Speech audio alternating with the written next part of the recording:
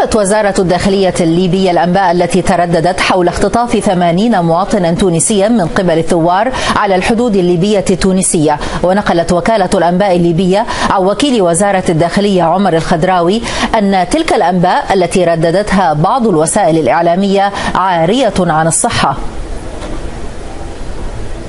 وكان مسؤول بوزارة الخارجية التونسية قد أكد أن مجموعة ليبية مسلحة اختطفت منذ مساء الاثنين 80 تونسيا بالقرب من معبر رأس جدير المشترك، لكن مصدرا بالداخلية التونسية أكد بعد ذلك للجزيرة إطلاق سراح المحتجزين التونسيين، وقال إن المجموعة المسلحة أخلت سبيلهم بعد أن قضت المحكمة الابتدائية بمدنين مساء الثلاثاء ببطلان الإجراءات بحق 3 مواطنين ليبيين تم إيقافهم على خلفية اتهامات بترويج مخدرات.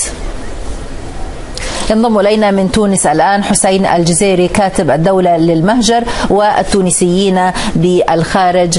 سيد الجزيري أهلا بك. بداية هل توضح لنا الصورة، لأن هناك الكثير من الغموض يكتنفها، هل هناك فعلا تونسيون مختطفون في ليبيا؟ الآن لا يوجد تونسيون مختطفون في ليبيا.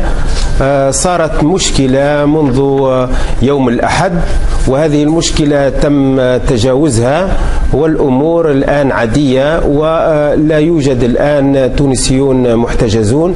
وقعت منذ الأمس واليوم حل المشكل مثل ما رويتم فيما صدر عن وزارة الداخلية التونسية. وكيف تم حل هذا المشكل؟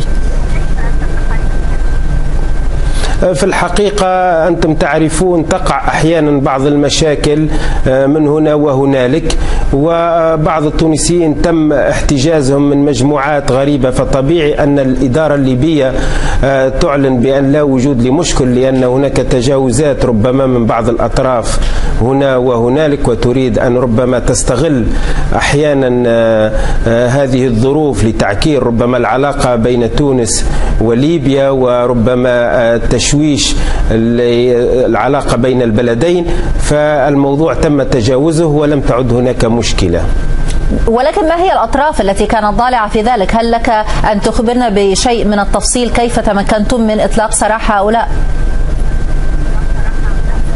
في الحقيقة لا وجود لعملية مفاوضات أو أطراف أو غيرها، هناك تجاوزات تقع هنا وهنالك، وهذه التجاوزات يتم حلها ما إن بمرور الوقت أحيانا أو بتجاوز المشكل الأصلي اللي هو ربما هناك شخص يقول بعض التونسيين مثلا تحادثوا معه بطريقة، أو في مكان آخر يقال هناك ليبي مثلا في تونس تم احتجازه أو إيقافه لاعتبارات قانونية وإدارية، أو أحيانا حتى لمسائل تجاوزات كما يحصل في كل الدنيا وفي كل العالم وفي كل البلدان.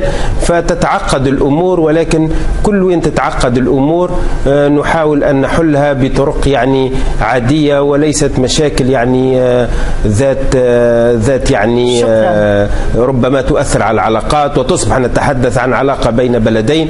هي تجاوزات نظرا لأن العلاقات على مستوى الحدود، الأوضاع على مستوى الحدود تستدعي مزيد من ربما الضبط ومزيد من التعاون بين البلدين. شكرا لحسين الجزيري كاتب الدولة للمهجر والتونسيين بالخارج.